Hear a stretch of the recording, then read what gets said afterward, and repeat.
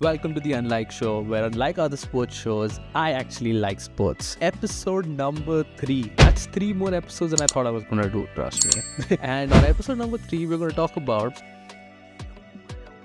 the Indiana Fever. So we know how all of these shows start. They all start with a little bit of a flashback. So let me take you back all the way to India. When I had gotten accepted to know that I was coming to IU, my Instagram feed was filled with everything Indiana. Like I was like, okay, the Pacers are doing well. Oh, the NBA All-Star game. You know, what all stuff can I do in Indy once I come here? And one of these days that I was just kind of like sitting on my sofa in the morning. It was pretty cool. It was a great day. And I got this amazing notification that the Indiana Fever have won the WNBA draft lottery. And obviously, it was so obvious who they were going to pick number 1, and it was obviously going to be Caitlin Clark. With the first pick in the 2024 WNBA draft, the Indiana Fever select Caitlin Clark, University of Iowa.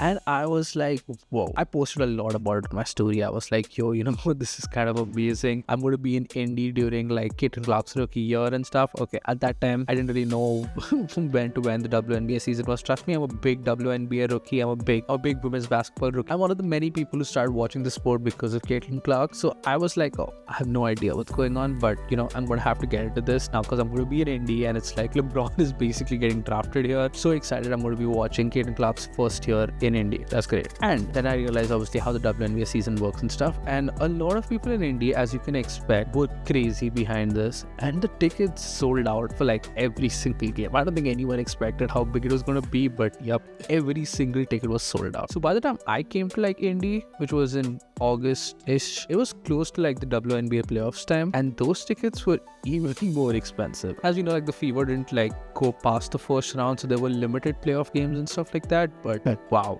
they were expensive. So I was like, I don't know if I'm ever gonna get to watch a Fever game. I mean, I knew I was gonna because next semester and all that stuff, but I was like, with how expensive these tickets are and how fast they sell out, I was like, no freaking way, I'm gonna get a cool ticket. Now, fast forward to me. I was fully into the Pacers. My Lakers unfortunately lost. I was backing my home team and they were playing amazingly. They are playing amazingly as of right now. They're 2-0 in the series against the Cavs as of when I'm recording this. So I was like, yo, I'm saving all my money to go watch a Pacer playoff game. They might make it to the conference finals. They might make it to the finals. I mean, you never know. I had to save money for all of that. Plus, it's like May, so the Indy 500 and then the Indy road course race, and there's a lot of stuff to save money for. And then I saw on SeatGeek, no, not sponsored by the way, the Indiana Fever season is starting, and I wanted to go for those games, right? Like I've been thinking about it since I found out that the Fever won the draft lottery. I was like, oh, I want to go for one of these games. So I was like, should I do it? And I was like contemplating because I'm like, I'm saving money. It's a lot of like really big things happening and all that stuff. Should I go on? And then I said, let's book it. And I booked like these really nice seats at the Indiana Fever game, and it was a preseason game, so it was a lot cheaper. And I was like, you know what, fine, it's a preseason game. I want to get into this team, I want to get into the sport. It's definitely a great area to get into. So I was like, you know what, let's do it, let's buy these tickets. And I did. Now, one thing about this year's Indiana Fever, if you haven't paid much attention, I hadn't either, and I learned it obviously throughout the year. It was that the Fever were really bad, and they had the first overall pick, and they drafted Aaliyah Boston, great player, all-star, super amazing big woman, and then they sucked again for a year, and then they got the first overall pick again, and they got Caitlin Clark. And now they have this really great big 3 with Aaliyah Boston, Caitlin Clark, and Kelsey Mitchell.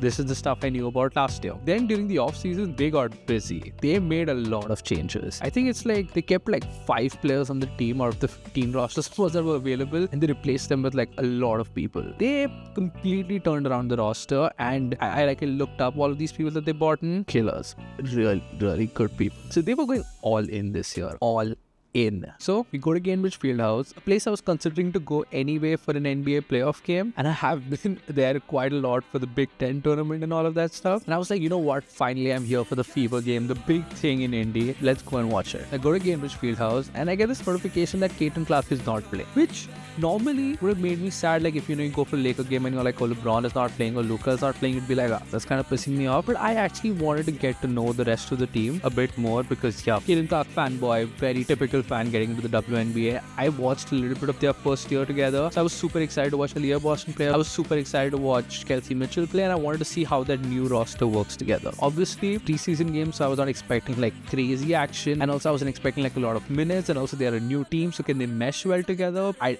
didn't know. I didn't know what I was getting myself into, which is why I love it. So I go there, start the game. And the fact that these guys haven't played with each other before, or this is a new roster, you could see it. They struggled, okay? They struggled against the Washington Mystics. And by the way, one thing cool about the Washington Mystics is they drafted Kiki They drafted Kiki from USC, and that's really big because when I went to cover the women's Big Ten tournament, I actually got to ask Kiki a question, and Juju Watkins, obviously. Hi, Joshua here from IUND.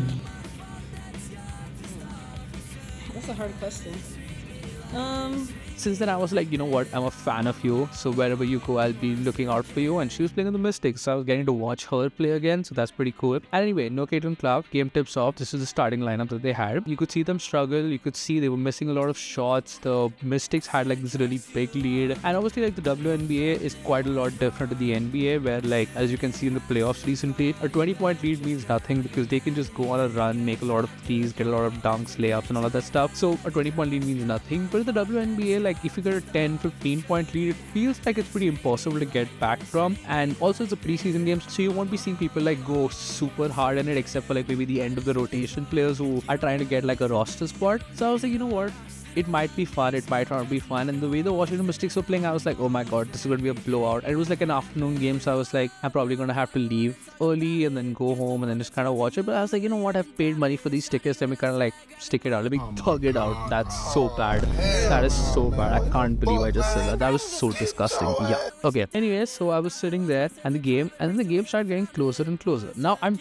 doing this video off of memory, so I'm not going to like tell you exactly what it was, but in like third or fourth quarter, it started getting super close and Washington couldn't make shots. Indy was playing really well. Sophie Cunningham, amazing. She was on one. She was getting these really cool layups and she was making her free throws and she was going to the line and she was being aggressive. And suddenly, and even Natasha Howard, she played really well. And suddenly the lead started like dwindling and dropping and there was some good defensive possessions, and suddenly it was like a very, very close game. And before you know it, the game got tired and the game went into overtime. In a preseason game, I was watching overtime basketball. What? I was like, no way. I mean, this is definitely worth the money for sure. And in overtime, the Fever like played really well. They got like a 5-point lead, which in my opinion was a pretty big margin for Washington to cover because they couldn't make a lot of shots in that period. So yep, the Fever won. Saw them celebrate. First preseason game. I already watched them play. I already watched them go into overtime, and I already watched them win. This is a great sign for a great season up ahead. And everyone saw what they did against like Brazil in Iowa when Caitlin Clark actually suited up. We don't want to talk about that game. That game was rude. As someone who's trying to get into the WNBA now, I knew a lot of people's names, but it's only the stars like, you know, Ionescu, H.O. Wilson, Diana Taurasi, who just retired, all the really popular people. I wanted to get into the sport like I have with the NBA and F1 and all the other sports I really like. So I was like, okay, you know what? It's a great start, great event to go for. And also for a preseason game, that crowd was crazy. There were so many people there. You wouldn't believe it was a preseason game. I'm telling you, I don't think I've watched like a Laker preseason game with like a sold out crowd. It was insane. This city really loves the Fever, and deservedly so. They are exciting when they play. Here are my thoughts on what they kind of might do for this season. I feel like the season will start off a little rusty, a little rough because, you know, a new team, new complete roster. All of these players have been really premier scorers on their previous teams. You might have like some, you know, issues in meshing and stuff like that, but I feel the way the roster is constructed right now, especially with Aaliyah Boston and Natasha Howard as the big men depth, and then you have Caitlin Clark carrying the offense, and then you have Kelsey Mitchell, who's freaking amazing. They have a lot of depth, and that's great because I feel like this could make them a good contending team for this year. Again, I'm not going to claim like I know everything about the WNBA, but I feel like I'm learning with every game I'm watching, and that's what it's about, right? That's what it's about. It's about learning the sport. This was my experience so far with my first ever WNBA game. It was amazing. Even in a preseason game, it was an almost sold out crowd and an overtime thriller. What more can you ask for? Thank you for tuning in, and now my semester is over, so you're going to see a lot more of these come out. More content coming soon. Let's go. Peace and bye-bye.